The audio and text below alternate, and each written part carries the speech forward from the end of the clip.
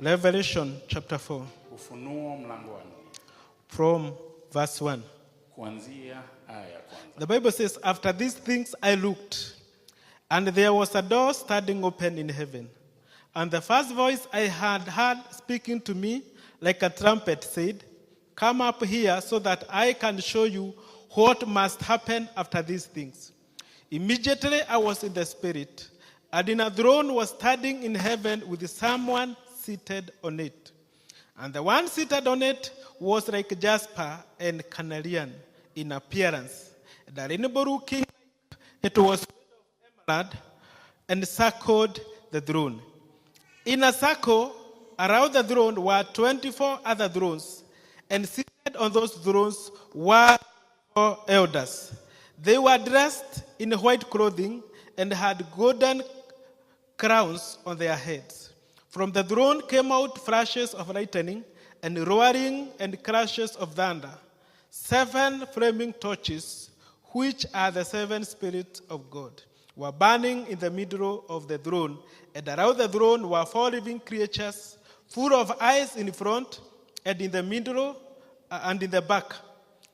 The first living creature was like a lion, the second creature like an ox, the third creature had a face like a man's, and the fourth creature looked like an eagle. Each one of the 4 living creatures had 6 wings and was full of eyes all around and inside. They never rest day or night, saying, Holy, holy, holy is the Lord God Almighty, who was and who is and who is to come. And whenever the living creatures give glory, honor, and thanks to the one who sits on the throne, who lives forever and ever, the 24 elders throw themselves to the ground before the one who sits on the throne and worship the one who lives forever and ever. And they offer their crowns before his throne, saying, You are worthy, our God and God, to receive glory and honor and power, since you created all things, and because of your will they existed and they were created. Today we are going to prepare ourselves for the worship and for the thanksgiving that we are going to have. Siku ya leo tuenda kujiandaa juu ya ibada na shukrani ambayo tutakuwa nayo. We are preparing ourselves for the end of the year thanksgiving. Tunajiandaa kwa minajili ya shukrani zetu za kufunga mwaka. We are preparing ourselves for the thanksgiving. Tunajiandaa kwa minajili ya hali yetu ya kutoa shukrani. We are preparing ourselves because of the prayers that we shall be having. Na pia kwa minajili ya maombi tutakazo kuwa nazo mahali hapa. And I want to say today, na ninataka kusema siku ya leo, it is not just to worship, sio tu ibada, but you should know how to worship. Lakini ya kupasa kujua jinsi ya kuabudu. Our God is not just worshipped. Mungu wetu sio wa kuabudiwa tu. He demands to be worshipped the right way. Anastahili kuabudiwa inavyopasa. And so today we are learning how to worship this great God. Na siku ya leo tuajifunza jinsi ya kumwabudu inavyostahili huyu Mungu mkuu. So today, kwa hiyo leo, my topic is the kingdom worship. Mada yangu ni juu ya kuabudu ufalme. How to worship the king. Jinsi ya kumwabudu mfalme. Now, when we read the scripture, sasa tunaposoma maandiko, the Bible is starting Biblia yaanza with the writer of Revelation. Na mwandishi wa kitabu hiki cha Ufunuo. His name is John. Naye anaitwa Yohana. One of the apostles. Mmoja wa wale mitume. And the Bible says, na Biblia yasema, that John had a voice. Ya kuwa Yohana akasikia sauti. The voice that he had heard before. Naye sauti alipoisikia, the voice like that one of a trumpet, ilikuwa kama ya parapanda. And the voice told him, come. Nayo sauti ikamuita. And I'm going to show you the things that are going to happen. Ninaenda kuonyesha matukio. This voice is a voice of Jesus Christ. Nayo hili ni sauti ya Yesu. Who is already resurrected and he is in heaven. Ambaye tayari amefufuka na yuko mbinguni. And he told him, come up. Naye akamwambia John, and I'm going to show you the things that are going to happen. Naenda kukuonyesha matukio. And the Bible says, na Biblia yasema, immediately, punde tu, John was in the spirit. Yohana akawa katika roho. This body cannot see the things of heaven. Mwili huu hauwezi ona mambo ya mbinguni. Because heaven cannot be seen by physical eyes. Kwa maana mbingu haiwezi onekana na macho ya kawaida. That is why John was transformed into spirit. Ndiposa Yohana akabadilishwa katika ulimwengu wa kiroho. God opened his spiritual eyes. Na Mungu akafungua macho yake ya kiroho. And the Bible says Na Biblia yasema that when the door was opened, ya kuwa malango yalipofunguliwa, it means in heaven there is a door. inamaanisha mbinguni kuna mlango. And whenever you see a door, Na pale unapoliona lango, it means that place is not for everybody. inamaanisha sio kwa kila mtu. It is controlled. Inamaanisha ni mahala Heaven palipozingirwa. is not for everybody. Mbingu sio ya kila mtu. That is why there is a door. Ndiposa kunayo lango. Heaven is a place that is prepared for specific people. Mbinguni ni mahala pa watu wa sampuli fulani. And these are the people who are born again. Na hao watu wengine ambao wamezaliwa mara ya So pili. if you are not born again, Kwa hiyo kama haujazaliwa mara ya that pili, door of heaven will never be opened for you. lile lango la mbingu halitafunguliwa kwako. That door is only open for people who are born again. Lango lile ni la wale tu waliookoka, Those who are known. wale wanaojulikana. That is why there is that gate. Ndiposa kuna hiyo, There is a door.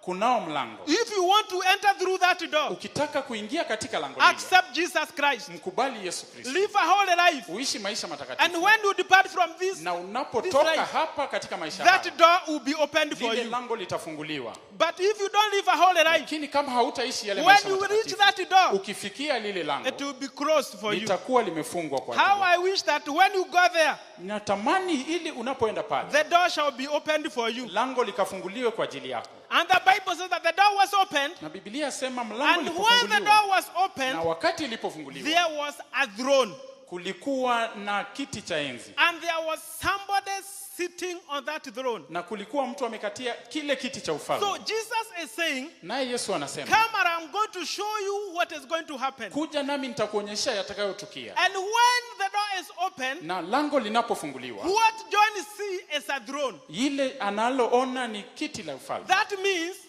whatever is going to happen Maanake ni yale is going yatakayofunguliwa to originate from that throne. itatoka katika kiti la ufalme. Whatever is going to take place, Yale yatakayotukia it is originating. inatanguliza, It has been orchestrated imeundwa by the one who is sitting on the na throne. yule aliyekatia kiti cha ufalme. Whatever happens here on earth and in heaven Matukio yote ya hapa na juu mbinguni and underneath the earth, na hata chini ya mbingu, somebody control it in heaven. kunaye mtu ambaye ako katika usukani kule There is mbinguni. somebody who is in charge. Kunaye mtu aliye usukani, The one who sits on the throne. yule aliyekatia kiti cha ufalme. There are people who say things just happen. Kunao wanaosema ya kuwa mambo hutendeka tu. I am here to say things do not just happen. Niko hapa kukualia ya kuwa mambo hayatendeki tu. Somebody makes them happen. Kunaye anayefanya yatendeke. That someone is the one who is sitting on that throne. Naye yule ndiye aliyekatia kiti cha ufalme. When you wake up in the morning, Unapoamka asubuhi, it doesn't just happen. haitendeki tu. Somebody in the throne make you to open your eyes in the morning. Aliyekalia kile kiti anakufanya ufungue macho yako asubuhi. When you take your journey, Unapoanza safari, it doesn't just happen. haitendeki tu. Somebody on the throne Kunaye aliyekalia kiti, make sure that you arrive safely. anayehakikisha ya kuwa umefika salama.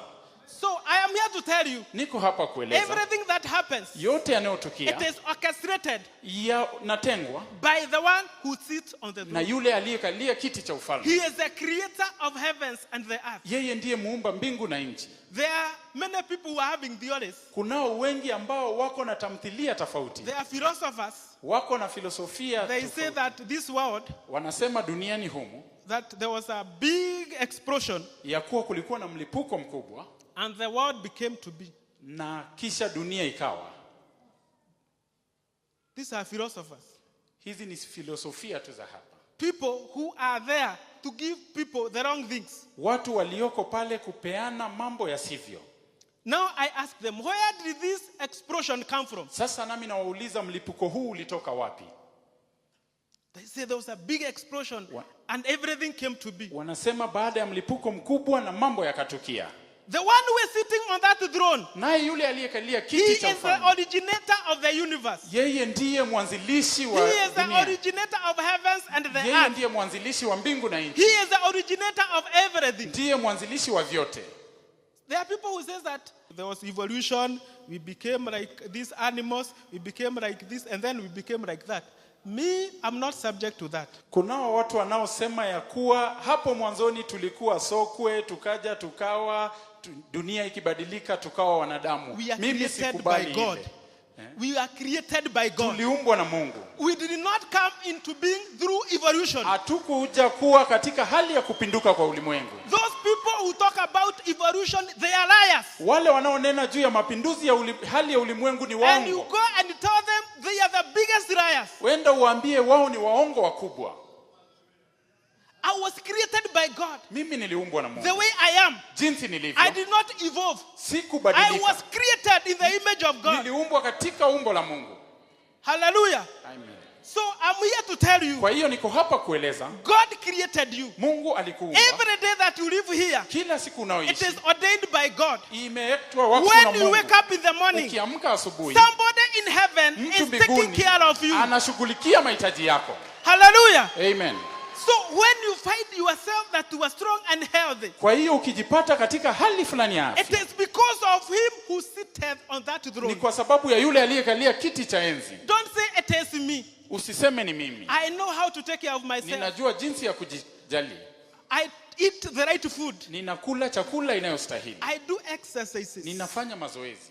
I wake up at the right time. Ninaamka wakati unaostahili. You know, these days there are so many theories. Unajua siku hizi kunazo hadithi nyingi They say tofauti. if you want to live a healthy life, Ya kuwa ukitaka kuishi maisha ya afya, be eating natural food. uwe unakula chakula za kiasilia. You take the right carbohydrates. Uchukue sampuli fulani ya nguvu, Don't take a lot of sugar. uchukue sukari nyingi, Drink 3 liters of water. unywe maji lita 3 kila siku. When you go to the hospital, Ukienda hospitalini, you get the people from unapata watu kutoka who have mashambani been eating natural food wamao wamekuwa kile hiyo chakula ya since kiasili they were young. tangu wazaliwe. And you find them in the hospital Na bed. wapata hospitalini It kule. is not about natural food. Sio juu ya It chakula za is about the kiasili. one who is sitting Ule on the aliyekalia throne. kiti cha ufalme. Eat well. Kula vyema, That is perfect. hiyo ni sawa. Don't say I'm eating well to be healthy. Lakini usiseme nitakula vyema ili niwe na afya. Healthy life is given by Jehovah God. Hiyo yote inapeanwa na Yehova Mungu. It's not about food. Sio juu ya chakula. It is never about food. Haijawahi kuwa juu ya There chakula. are even some people who have weighing machines. at Kunao home. wengine hata walio na vipimo. Wanachukua kaugali wanakawekelea kwa kamashini. Nasema how much carbohydrates is Anasema this? ni gramu ngapi hii? I challenge you. Mimi nakutia It's changamoto. not about how much carbohydrates. Sio jinsi ya It carbohydrate is ile about the unakula. one who sits Ni on yule the throne. aliyekalia kiti cha enzi. It's about him. Ni juu yake. One time, Wakati moja there was a friend of ours kulikuwa na rafiki yetu mmoja in Thika. kule Thika. There was a break. There was something that was happening, Kunalo tukio and she just got sick. naye akawa tu mgonjwa, After 3 days, she was taken to na hospital, baada ya siku 3 akapelekwa hospitalini and then she died. na akaaga. They said it is meningitis. Nao wakasema ni ugonjwa wa viini vya kichwa. Then I said, where does it come from? Na tukasema yatoka wapi? The doctor said, just from the weed. Akasema inatoka tu kwa upepo. From nowhere, Kutoka it tu, passes everywhere, inapita kila mahali and then it can infect somebody. na kisha yaweza kushambulia mtu yoyote. No, this sickness and bacteria, Hii magonjwa na hizi vidudu vya they have bakteria been flying around. yamekuwa katika hewa. It is only God who can protect you. Ni Mungu tu anaweza kuzingira. Every day, at night, they are flying. Kila siku utaipata za During the day, they are flying. hata mchana zinapita. And this woman has children Na huyu mama ako na at watoto home. kule I nyumbani. don't know why when they were flying, they just saw the mother. Na They sijui left the wakikuwa children. wakamuona tu mama. Let me tell you, be serious. Wacha nikwambie, This is about the one who is sitting on the hii ni throne. juu ya yule aliyekalia kiti cha enzi. He is the only one who can take care of you. Yeye tu ndiye anaweza kujali. If he does not take care of you, Kama hawezi shughulikia hali yako, there is nothing that you can do. hakuna lolote unaweza tenda. There was a plane that was flying. Kuna wakati fulani ndege likikwa, There was another plane. ndege It was flying from one destination to another. ilikuwa ikitoka mahala moja hadi And they kwingine, were saying that is one of the safest airline. na wakasema hii ni mojawapo wa ndege salama But- sana. When they were up there, Lakini wakiwa kule juu there was a problem in the engine. kukawa na shida na mitambo, There was an explosion in the engine, kukawa na mlipuko kwa and mitambo. one part of the engine came and hit the window. Na mojawapo ikaja ikagonga kule chini, And the passenger who was sitting next to the window naye yule abiria aliyekuwa karibu na dirisha was thrown out of the window. akavutwa nje kutoka kwa ndege, And the others who were there, na wale wengine they were trying to pull her back. walikuwa wanajaribu kumvuta ndani. This passenger had a safety belt. Huyu jamaa alikuwa na mkanda wa She was usalama, ready. She was wearing her safety belt, alikuwa amejifunga mkanda wa usalama waiting to arrive to her destination. akitarajia kufika salama, All of a sudden, there's an explosion. na mara tu kuna mlipuko And this explosion hit the window. na ikagonga dirisha, And then the force is pulling her out. na kukawa na hali ya nguvu yanamvuta When nje, they pulled her back, na wanamvuta ndani, she was dead. alikuwa ameaga. And the people were commenting. Nao watu walikuwa They were waki saying it is very dangerous to sit near the window wakasema ni hatari sana kukaa karibu na dirisha, because anything can happen. kwa maana lolote laweza tokea.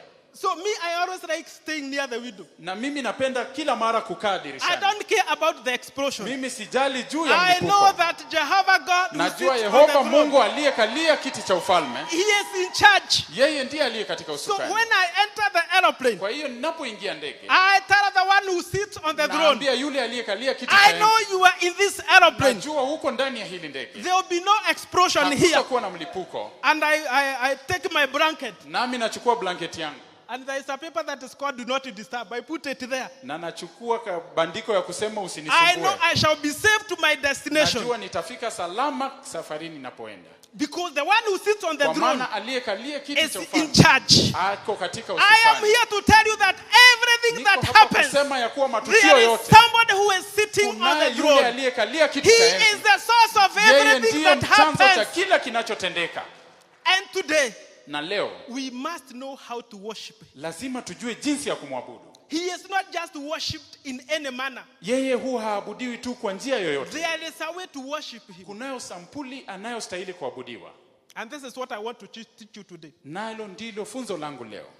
Number one, La kwanza, the Bible says Biblia yasema that around that big throne, ya kuwa katika mazingira ya ile there kiti cha were ufalme other thrones, kulikuwa 24 thrones. tulikuwa na viti vingine And 24, seated on those thrones na waliokalia zile viti za were 24 elders. walikuwa wazee They 24, were sitting around the big throne. walikuwa wamezingira lile kiti kubwa. And then around the big throne, Na kisha katika there yale were mazingira 4 living creatures. kulikuwa na viumbe vinne vinavyoishi, They are there.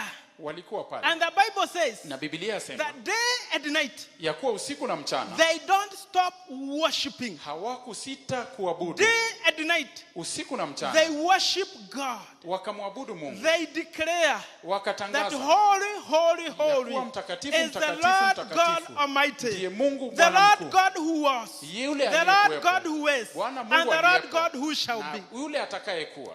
So worshiping God Kwa is hiyo- not a one-day affair. Kumwabudu Mungu sio kitu la siku moja. We should worship God during the day and during the night. Yatupasa kumwabudu usiku na mchana. We worship God in the morning. Twamwabudu asubuhi We worship God in the afternoon. na hata We adhuhuri worship God in the na evening. pia jioni, We worship God at night. na tunamwabudu usiku. We worship God all the time. Tunaabudu Mungu kila wakati. God is not a God of Sunday. Mungu sio Mungu wa Jumapili It's a pekee, God of all times. ni Mungu wa wakati zote. The time to worship God is all time. Nyakati za kumwabudu ni kila wakati. Look at your neighbor. Mtizamie jirani Tell your neighbor, na mwambie God is worshipped all times. Mungu anaabudiwa kila wakati. There are people who just worship God on Sunday. Kunao wanaoabudu tu Jumapili pekee. But God should be worshipped all the time. Mungu anapaswa kuabudiwa When kila you wake up wakati. at night, worship God. Ukiamka asubuhi mwabudu Mungu. When you wake up in the morning, worship God. Asubuhi mwabudu Mungu. When you are sleeping, worship God. Ukilala mwabudu Mungu. When you are traveling, worship God. Unaposafiri mwabudu In the name of Jesus Christ. katika jina la Yesu. If you have a car, Kama unalo gari, put songs that are worshiping God. weka nyimbo za kumwabudu Mungu. Unajua kuna wengine wanaweka nyimbo ambazo hazibariki.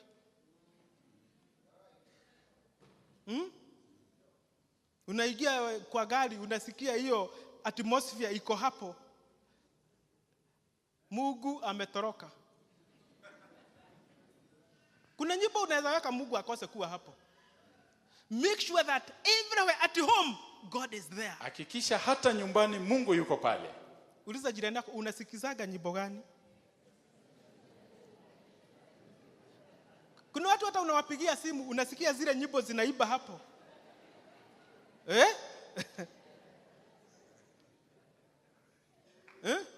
Nyimbo zile zimewekwa kwa simu. Kama uko na wimbo ambao haijaokoka, uende uitoe katika jina la Yesu. Wengine unasema unajua hii iko na advice. Advice yetu iko kwa Biblia. How can you be advised by somebody who is not born again? Iweje utapewa ushauri na mtu ambaye hajaokoka? Ndiye anakuadvise mtu ameokoka. Our advice is in the Bible. Ushauri wetu uko katika Biblia. Let us listen songs that are born again. Wacha tusikize nyimbo ambazo nyimbo hazijaokoka, hata kama ziko na beat mzuri namna gani, tuachane nazo katika jina la Yesu. Haijalishi hiyo wimbo imeibwa na nani, kama haijaokoka, haijaokoka. Kama haimbariki Mungu, haimbariki Mungu. Kama haimtukuzi Mungu, haimtukuzi Mungu. Hata ukipatia jina gani, ati unajua tu ni advice inapatia. Unajua hii ni traditional. Traditional. We belong to the kingdom. We talk about the kingdom. We promote the kingdom. We don't promote traditions. We promote the kingdom of God. Ufalme wa Mungu. In the kingdom of God, it's about the king. Ni juu ya mfalme. There is no other business. Hakuna biashara nyingine. Hii mambo ya unaniambia tradition, it's not about tradition. It's about the kingdom hii of God. Unaniambia sio ile, ni juu ya ufalme. So nyimbo ambazo hazijaokoka zote kwa nyumba, kwa gari, kwa ofisi, kwa simu,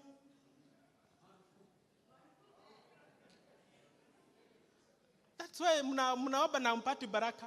Kwa sababu tunaombea hapa Sunday, ukitoka tu hapa nyimbo zile zinafuata. Na malaika wa Mungu anatumwa alete baraka.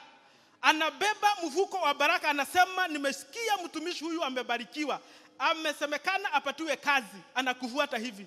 Akifika kwa nyumba yako, zile nyimbo anasikia bu, anasema, nilitumwa kwa hii nyumba. Anarudi na baraka mbinguni. Anasema hiyo nyumba haiwezi pokea hizi baraka. Nilisikia huyo mtu sio kama yule ulinituma kwake, kwa sababu vile mambo iko huko. Wacha nyumba yako iokoke. Na gari yako iokoke. Na simu yako iokoke. Mtu akiingia kwa nyumba yako ajue hii ni nyumba ya watu wa Mungu. Akiingia kwa gari yako ajue hii ni gari ya watu wa Mungu. Katika jina la Yesu Kristo. Apikipiga simu yako ajue kabisa naongea na mtu ambaye ameokoka. In Jesus name. Amen. So the Bible says, kwa hiyo Biblia yasema that throne ya kuwa is surrounded by 24 elders. Imezingirwa na wazee 24. And those 24 elders have their thrones. Nao pia wako na viti vyao. They are sitting on those thrones. Wamekalia viti vyao vya enzi pia. They have golden crowns. Wako na zile za dhahabu. Crowns signifies authority. Ambayo ziko na mamlaka. They have authorities. Wanao mamlaka. They are sitting on those thrones. Wamekalia viti za ufalme. They are looking at the King of Kings. Wanamtizamia mfalme wa wafalme. They are looking at the big throne. Wanatazamia because everything here is about the one who is sitting on the throne. Juu ya yule aliyekalia kiti. It's not about themselves. Sio juu yao. They are just looking at the big throne. Wanatazamia when we come in the house of God, tunapokuja katika nyumba ya Mungu, it's not about my neighbor. Sio juu ya jirani yangu. It's about the one who is sitting on the throne.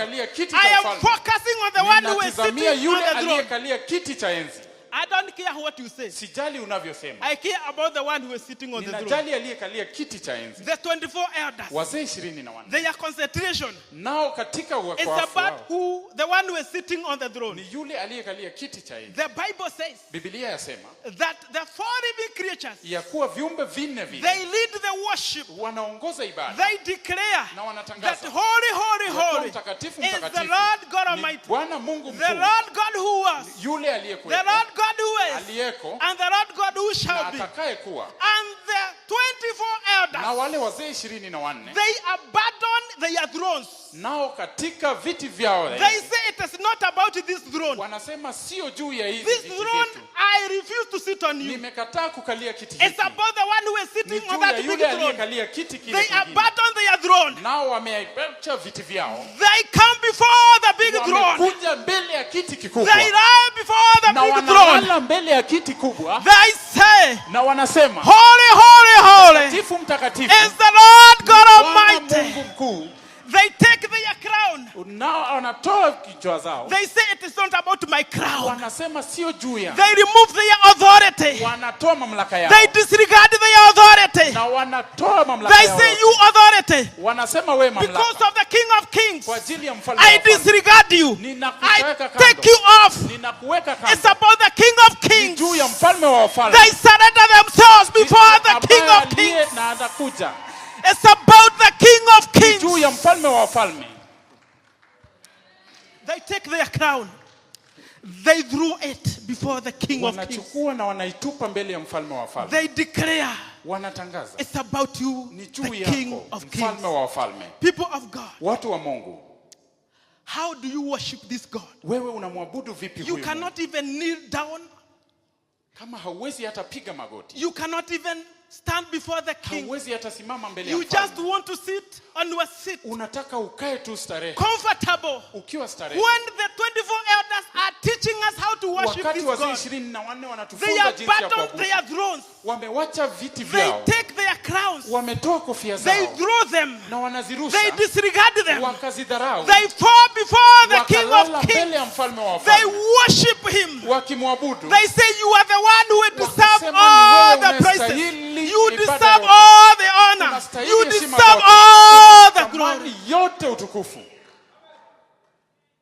But there are some people Lakini kunao wengine who come before the King of Kings. wanaokuja mbele ya mfalme wa wafalme They are carrying their crowns. wakiwa wamevaa kofia zao They are sitting on their throne, na wamekalia viti vyao. saying, you know me. Wakasema, unajua I am the managing director. mimi ndiye mkurugenzi mkuu And people, they respect me. na watu wananiheshimu. When they enter in the house of God, Wakiingia katika nyumba ya Mungu, they enter in the house of God with the title of the MD. wakiingia katika nyumba wanaingia na hadhi zao. In the house of God, Katika nyumba ya Mungu it's not about your MD. hakuna It's hali about the yako ya one who hadhi. sits Ni on juu the ya throne. yule aliyekalia kiti cha enzi. You put your title aside. Unaweka hadhi yako kando. You put your authority aside. Unaweka mamlaka yako kando. Even if you are the commander of Ebakasi, Hata kama wewe ndiye amiri jeshi mkuu wa Embakasi. even if you are the inspector general, Hata kama wewe ndiye inspector when you generali. pass by, every person salute you. Ukipita kila mtu When you anainama. enter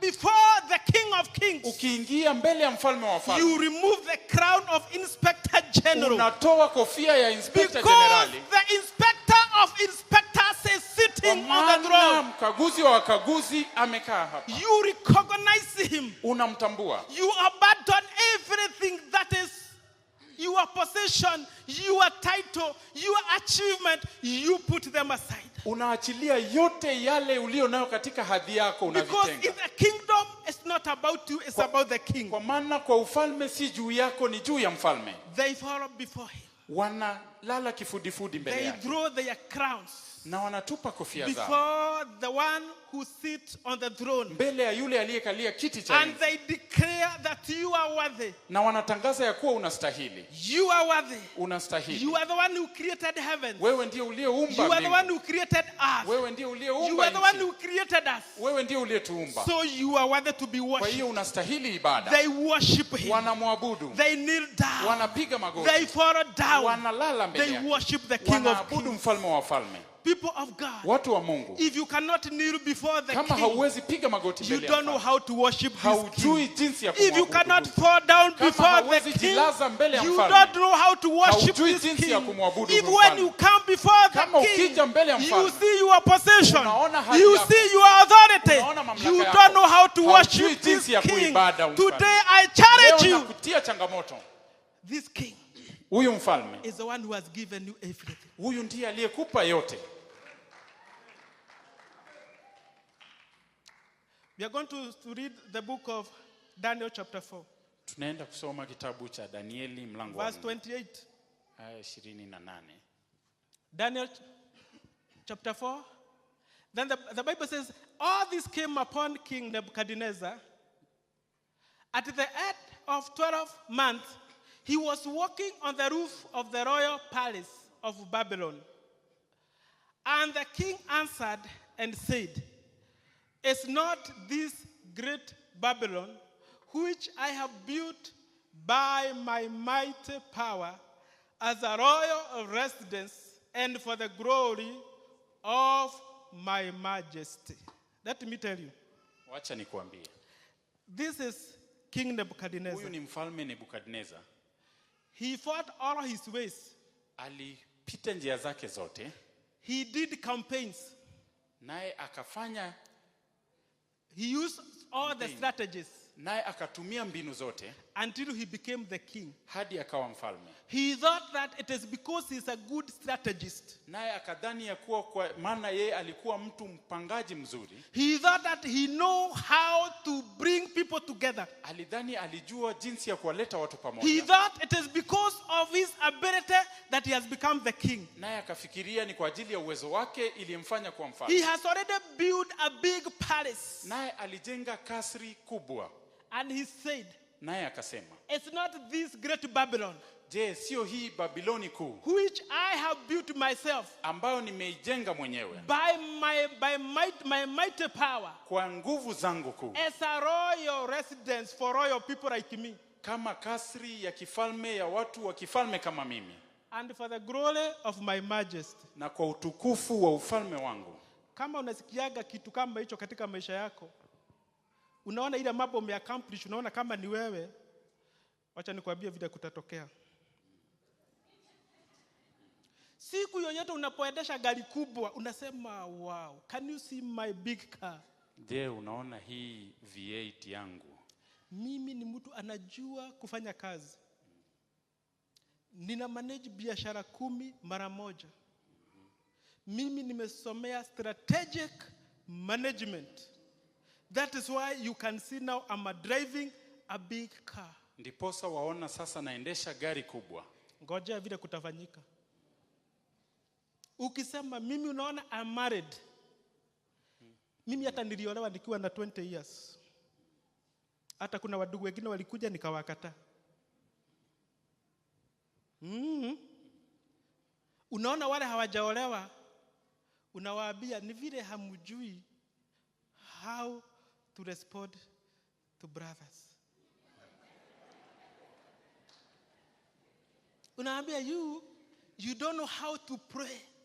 Nyinyi hamjui jinsi ya kuomba. That is why you don't have husbands. Ndiposa hamna waume. That's why you don't have jobs. Ndiposa hamna kazi. You don't know how to write CVs. Hamjui jinsi ya kuandika CV hizi zenu. Me, I can write a CV. Mimi naweza andika historia yangu. Paka president anaiona, anapiga simu kutoka State House. Kama unajisikiaga hivyo ndani yako, niko na ripoti yako leo.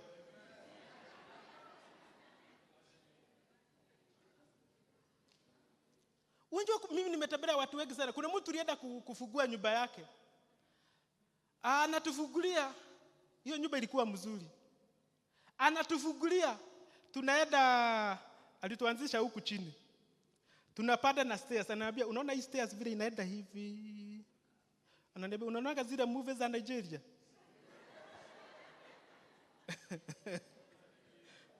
Ananiambia, "Hii iko mzuri kuliko those." Sasa tuko hiyo ya kupanda stairs. Ananiambia, "This one, hii chuma unaona hapa, kuna mtu sijui tulikutana naye Dubai akanielekeza akanifanyia akadio tukakutana naye ndiye sasa amedesign hii." Tunaenda, tunafika kwa nyumba. Nyumba ya boys, juu ceiling imechorwa ndege. Mnaiona ceiling? Sio ceiling, ni ndege imechorwa hapo. Niwaambia, "Hii nao ulitoa wapi?" Ananiambia, "Hii wacha hii. Nilikakuwa tu nimelala usigizi, nikaona picha ya ndege, nikaambia design ndege." Tulipomaliza hiyo mambo yote, aliposimama kuongea akasema, "You see, mimi hii kanyumba nimejenga ni kidogo tu. Very soon nataka kujenga ingine." Nilimuita, nikamwambia, "Hii mambo umesema leo, wacha nikwambie, it is God who has given you this house. that you have done, it is God. Yote Mungu haya ni Mungu. akiondoka hapa, you be nothing. And this house is zero. If you see yourself driving a big car, unatembea unaona wengine wanatembea hivi na gambut kwa sababu kunanyesha. Unasema wale ni wale hawafanyagi kazi kwa bidii. Wale ni wale hawajui strategies. Wale ni wale hawakusoma. Wale ni wale wakiwa shule hawakushika kitu. Wewe ulikuwa unashika. Hiyo kushika kwako ulitoa wapi? Ulitoa wapi? Hata kama ulipata mahesabu 100%, wale wanapata 20%, sio kusema ya kwamba hiyo ni shida yao. Ile uko nayo ni Mungu amekupatia. The fact that you are getting 100% na mwingine anapata 20%, sio kusema ati wewe ni mzuri kuliko yeye. Ni vile Mungu anakupatia 100% na mwingine anampatia 20%, Mungu ajitukuze. Ajionyeshane ya kwamba mimi ndiye napatiana. Naweza mpatia mmoja akuwe na 100% na mwingine akuwe na 20%. So when you have 100%, watu wakikuuliza how did you get mathematics 100%, you tell them there is one who is seated on the throne. It's about him who is sitting on the throne. When you are driving a big car and people says you are powerful, tell them it is not me who is powerful. It is the one who is sitting on the throne. Amen.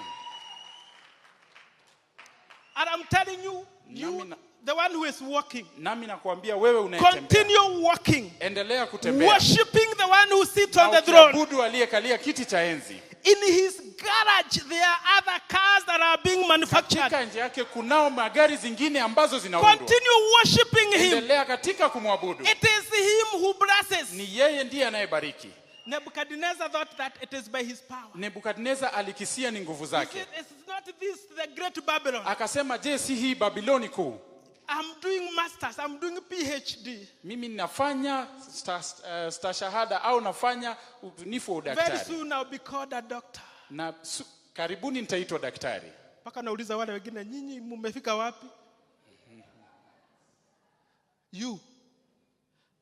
Tuaje tusome that one.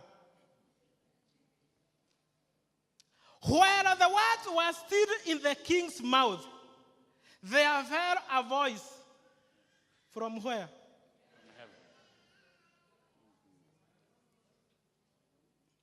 From where?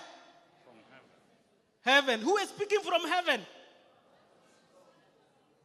The one who sits on the throne. Aliyekalia He kiti is cha enzi. listening to what Nebuchadnezzar is saying. Anasikiza yale Nebukadneza anayosema. He has not spoken before. Naye hajanena. He has been quiet. Amekuwa kimya. He gave Nebuchadnezzar the kingdom. Akampatia ufalme. He gave him authority and power to build. Na akampatia nguvu na And mamlaka he ya is not kujenga. speaking, he is quiet. Na haneni But amekimya. when Nebuchadnezzar talked like this, Lakati Nebukadneza aliponena the yale, one who sits on the throne, yule aliyekalia kiti cha enzi he came down. akashuka. He said, "O King Nebuchadnezzar, Akasema, mfalme to Nebukadneza, you it is spoken. kwako imenenwa. The kingdom has departed from you." Na ufalme umetengwa nawe. How can it be departed from you? Na ufalme utatengwa nawe It vipi? is because it was not yours. Ni You kwa were given sababu by God. haikuwa yako, ulipewa na Mungu. Whatever you have, it is not yours. It belongs to Ulio God. nayo si yako, ni ya Mungu. That is why even on Sunday when we are coming to give our money, it is not our money. It is God who has given us the money. Ndiposa tukija kutoa pesa Jumapili, sio pesa yetu, ni Mungu aliyetupatia. Whatever you have is not yours. It belongs to God. Chochote ulicho nacho si chako, ni It chake is Mungu. God who has given you. Ni Mungu aliyekupa. So whenever God lifts you up, Wakati Mungu anapokuinua, don't beat your chest and say it is me. usijigonge kifua ukisema ni It wewe. is about the one who sits on the Ni throne. juu ya yule aliyekalia kiti cha enzi. Nebuchadnezzar said, Nebukadneza "It akasema, is by my mighty power." ni kwa ajili ya nguvu zangu. And the one who sits on the throne said, Naye aliyekalia kiti cha enzi "The akasema, kingdom has departed from you." ufalme umetengwa na wewe. Verse 32. 32. And you shall be driven from among men, Now- and your dwelling will be with the beasts of the field, and you shall be made to eat grass like an ox. And the 7th period of time shall pass over you until you know that the Most High rules the kingdom of man and gives it to whom He will. to whom utapatia mzee Nyaga. Sio kwa sababu mzee Nyaga ana qualify. It is him, he wills to do that. Ni yeye anayestahili kutenda vile. Anachukua nyumba ya Ruda, anakupatia. It is not because you qualify. Sio kwa sababu umehitimu. He decides to give it to you. Ameamua kukupatia. He decides to give you the possession of a governor. It is not because you are qualified. It is because he has chosen to give it to you. Kwa maana ameamua kukupatia. He decides to give you a husband. It is not because you deserved. It is by his will. He chooses to give you a husband. Anakupa mume kwa sababu sio unastahili, bali yeye mwenyewe anakisia vile. Don't say you know me. Usiseme wanijua mimi. I know how to take care of husband. Mimi najua jinsi ya kutunza wanaume. I am beautiful. Mimi ni mrembo. It's not about that. Sio juu ya it is God who gives. Ni Mungu anayepeana. It is God who can give a husband. It's not God who can give a wife. It's God who can give children. It's God who gives money. It's God who gives cars. It's God who gives good health. It is God who gives everything. Mungu anayepeana kila kitu. So this thinking that people have. Kwa hiyo hii mawazo ambayo watu wako nayo. That the people who have ya kuwa walio navyo are better than the people who don't have. Ni wema kushinda wasio nayo. It is wrong. It is just God who have purpose to give to them. Ni Mungu tu aliyekusudia kukupa. And it is given to them to give God the glory. Na inapeanwa ili kumpa Mungu utukufu. So if God has blessed you, kwa hiyo Mungu anapokubariki, learn to go before him. Wewe jifunze kwenda mbele yake. Kujiwachilia mbele yake. You tell God, though you have given me a house. Mungu uliponipa hii nyumba. This house is nothing before you. Hii nyumba sio kitu mbele yako. This house I disregard it. Hii nyumba naiweka kando. I know that you are the one who has given me this house. Najua ni wewe uliyenipa hii nyumba. And so I am purposing to worship you. Na kwa hiyo nakusudia kuabudu. The Bible says, immediately the word was fulfilled against Nebuchadnezzar. Na punde tu neno likaja kutimia juu ya Nebukadneza. He was driven among men. Naye akatolewa miongoni mwa wanadamu. Kumbe wale watu walikuwa wanamuita king, ni Mungu aliwapatia favor. Akawapatia maneno ya kumuita king. Wakati Mungu alitoa kingdom, the same people walichukua kiboko. Watu walikuwa wanasema your excellency live forever. Siku ile Mungu aliondoka, wakapata mzee ambaye alikuwa anakalia kiti ile kubwa akitembea kwa corridors. Ameinama. Niliambia watu wa English service, ukijipata unatembea hivi, ujue ni Mungu. Anaweza fanya uiname hivi kama Nebukadneza.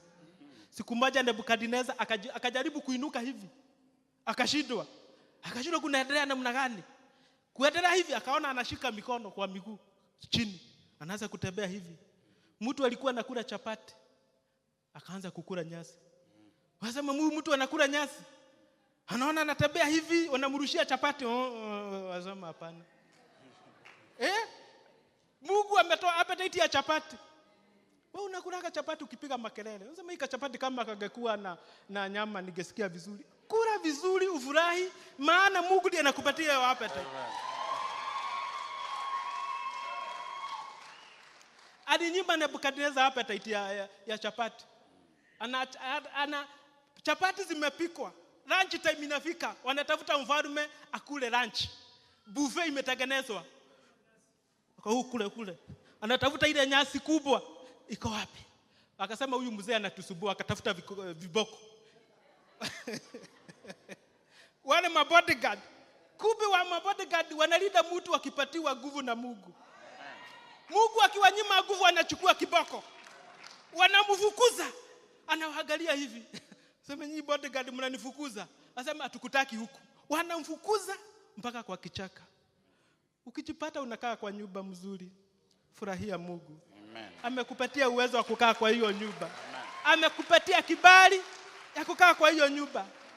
Ukiona mahali unaongoza watu, ni Mungu anakupatia kibali. Mungu akiondoa kibali chake, watu hawa wanasema huyu atumtaki.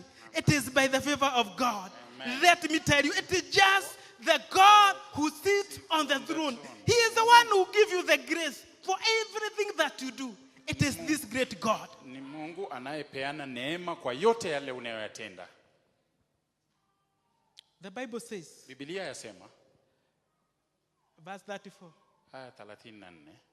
At the end of the days, I, Nebuchadnezzar, lifted my eyes to heaven, and my reason returned to me. And I blessed the Most High, and praised and honored him who lives forever. For his dominion is an everlasting dominion, and his kingdom endures from generation to generation. Hey, verse 35. 35. All the inhabitants of the earth are accounted as we hata kama unaendeshaga helicopter mwenyewe mwenyewe ndiye pilot na hiyo helicopter unaendesha ni yako. When the kingdom looks at you, you are accounted as nothing. In the kingdom of God, hiyo helicopter unasemaga unaendesha, it is nothing before God. Accounted as nothing, and he does according to his will among the hosts of heaven and among the inhabitants of the earth. And none can stay his hand or say to him, what have you? Huyu Mungu haulizagwi maswali. Akisema ubarikiwe, umebarikiwa. Akisema uinuliwe, unainuliwa. Akisema mlango ifunguliwe, inafunguliwa. Hakuna mtu yeyote anaweza muuliza swali. Akisema unaolewa mwaka huu, unaolewa. Akisema unaolewa Kayole, unaenda Ruda. Hakuna mtu atauliza swali. Inawekwa tick. He is the one who is the final. Amen. The one who sits on the throne. Learn how to worship him. Learn how to adore him. Learn how to come before him. Learn how to appreciate him. Jifunze kumshukuru huyu Mungu. In this month of November, katika mwezi huu wa Novemba, we are coming to worship the Lord. Tunakuja kumwabudu Bwana. We are going to honor him. Tunaenda kumheshimu. To give him glory. Kumpa utukufu. And to give him thanks. Na kumpa shukrani. We shall worship him. Tutamwabudu. And let me tell you, na wacha niwaambie, as we worship this great God, ukimwabudu huyu Mungu I declare ninatangaza that if there is any chronic disease in your life, ya kuwa kama kuna as you worship this great God, unapomwabudu huyu Mungu, the one who sits on the throne, anayekalia he kiti cha is ufalme, going to destroy that sickness in the name of Jesus Christ. Ugonjwa ile kwa jina la Yesu. I declare, ninatangaza, as we worship this great God, ukiabudu huyu Mungu during this month of November, wakati wa mwezi huu wa Novemba, if you are looking for a job, kama unatafuta you kazi, don't need to mention it before God. Hautaji kuitaja mbele ya God is Mungu. going to give you that job Mungu in the name of Jesus Christ. Just worship him. Wewe muabudu just tu yeye. Adore him. Wewe In mpende the name Mungu of Jesus katika Christ. jina la Yesu Kristo. We shall not be coming before God Hatutakuja mbele zake to Mungu tell him what we want. kumwambia yale We shall tunayotaka. come before him Tutakuja to mbele tell yake. him, Lord, you are worthy of wewe honor unastahili and heshima power na and nguvu glory. na utukufu. We shall come to give him honor and Tutakuja glory kumpa and heshima thanks. na utukufu na shukrani. And as we do these things, Na tunapotenda mambo haya, I'm here to prophesy. niko hapa kutabiri. And I prophesy now, Nami natoa unabii by the end of November, kwa mwisho wa as mwezi we wa worship Novemba, this great kama God, the utamwabudu one huyu who Mungu sits mkuu on the throne, aliyekalia kiti cha ufalme, whatever that you have been chochote waiting, ambayo umekuwa ukisubiria, you shall get it in wewe Jesus' name. utalipata katika jina la Yesu. Don't pray for it. Wewe usiliombee. Don't mention it before God. Hata usilitaje mbele ya In the Mungu. month of November, Mwezi huu wa just 11, worship God. ukiabudu Mungu, Just tell him, Lord, you are mwambie worthy. Mungu Tell unastahili. him, God, you deserve all the praises. Mimi naenda Lord, kila you mahali. deserve all the Mungu honor. unastahili heshima And zote. by the end of Na November, mwisho wa mwezi wa 11, every door that have been shut, kila mlango lilofungwa, there are people who had many big plans for this year. kunao waliokuwa na mipango They have mikubwa not mwaka huu achieved them. na But hawajalitia as hata we moja. worship God Lakini in ukiabudu November, Mungu mwezi wa 11, whatever you could not accomplish for 11 months, chochote ambacho hukuwa umepata miaka it shall be 11 accomplished in the name itapatikana of Jesus. katika jina la Yesu.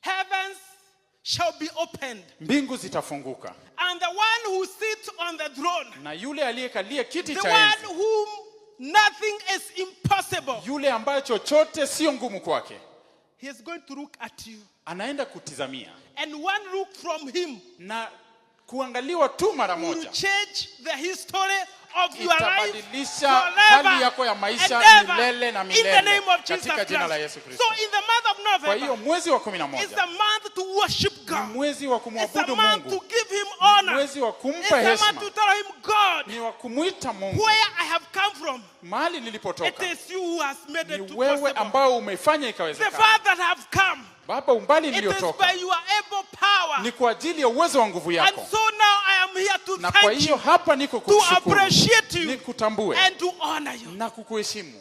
And the King of Kings Na mfalme wa wafalme is going to come down. atashuka chini. Remember Paul and Silas. Kumbuka Paulo na Sila They were put in prison. walikuwa gerezani, They were chained. walikuwa wamefungwa They minyororo. said, we shall not pray about the chains. Wakasema hatutaombea We will minyororo, not focus on chains. hatutashughulika We na shall minyororo, focus on the one who sits on tutashughulikia the yule throne. aliyekalia kiti cha enzi. And the Bible says Na Biblia yasema, that as they praised him na and walipomwabudu worshipped him na kumuibudu and honored him, na wakamheshimu, the one who sits on the throne aliyekalia kiti cha enzi came down. akashuka chini, There was earthquake. na kukawa na And the tetemeko la chains ardhi, were broken. na nyororo zikavunjika, And they were set free. nao wakawekwa And huru. I declare now, Nami as natangaza you sasa, concentrate on the one who unapoendelea sits on katika the throne, kumtafuta you aliyekalia kiti focus cha on enzi, the one who sits on the throne. ukimtizamia aliyekalia kiti cha enzi, Don't focus on your chains. wewe usitizamie Don't minyororo, focus on your troubles. usiangalie shida Don't zako, focus on what is happening to you. usiangalie yale Focus on the yanayotendeka. one who sits on the Wewe throne. mtazamie And he is aliyekalia going kiti to cha come enzi, down ya in kuwa the name of atashuka Jesus chini katika Christ. jina la Yesu, And there shall be an earthquake. na kutakuwa na tetemeko la ardhi, And whatever has been holding na you chochote ambacho kimekushikilia shall be broken in Jesus' kitavunjwa name. katika jina la Yesu. Can you say amen? Sema amina. I declare it shall be Ninatangaza opened. itafunguka. It shall be broken. Itavunjwa In the katika name jina of la Jesus Yesu. Christ. Let us lift up our hands before the King Tuinue of mikono Kings. yetu mbele ya mfalme wa wafalme, Lord, you deserve all the praises. kwa maana Lord, you anastahili deserve vyote. all the Bwana, honor. unastahili The heshima zote. creator of heavens and the earth. Muumba wa mbingu na nchi, Today, leo we declare tunatangaza that it's about you. ya kuwa ni juu yako, It's about you, O King. ni juu yako ewe In mfalme. this temple, we declare it is about you. Katika hekalu hili tunatangaza ni juu yako. We declare you alone as worthy. Tunasema ya kuwa Worthy unastahili to receive honor and power and kupokea glory. nguvu, utukufu na heshima. God, Mungu, we declare that you deserve all the tangaza ya praises. kuwa unastahili We Baba, declare that you deserve all the ya honor. kuwa unastahili Lord, heshima. we worship you. Bwana, Lord, tunakuheshimu, we worship you. tunakuabudu. We choose to focus on you, oh Lord. Tumeamua kukutizamia We wewe. choose to concentrate on you, oh Tumeamua God. kukutizamia wewe. We choose, oh God, Tumeamua kuchagua to focus our eyes on you. kuelekeza macho yetu kwako, We will not focus our eyes on our chains. ya kuwa hatutatizamia nyororo, We will not focus our eyes na macho yetu on the issues that are affecting our lives. hayataelekezwa kwa shida zetu za maisha, We will focus our eyes on the throne ila macho yataelekezwa kwa ufalme, because we know the one who is sitting on the maana throne. tunajua aliyekalia kiti cha enzi He is the one who has our answer. ni yeye aliye na jawabu letu. Lord, I declare now, Bwana, anatangaza sasa, as we focus ourselves onto you, tunapoelekeza macho yetu kwako, you who is able to bless, wewe unayeweza kubariki, and nobody can ask you a question. na hakuna ambaye kuuliza I swali. declare now, Ninatangaza sasa, may you bless your people. ukapate kubariki watu May wako, you lift up your people. ukapate kuwainua watu May you wako, heal your people. ukauponye watu wako. May you elevate your people. Baba, ukatembelee watu wako In the name of Jesus. katika jina la Yesu. Lord, Bwana, the creator of heavens and the earth, muumbaji wa mbingu na nchi, the creator of the things that can be seen and the things that cannot be muumbaji seen. wa vinavyoonekana na visivyo. All the needs of these people, Baba, mahitaji yote ya watu hawa, you have their answer. uko na jawabu, And from the throne, na kutoka katika kiti cha enzi, may you see their needs. Baba, ukaone mahitaji yao, And may you meet their needs in the name of ukutane Jesus na Christ. mahitaji yao kwa jina la Yesu. Lord, Bwana, we thank you so much. tunakushukuru sana, We give you all the praise. tunakupa We sifa, give you all the honor. tunakupa heshima, For it is in Jesus' name maana ni katika jina la Yesu that we pray and give thanks. kwa tunaomba tukishukuru. Amen. Amin.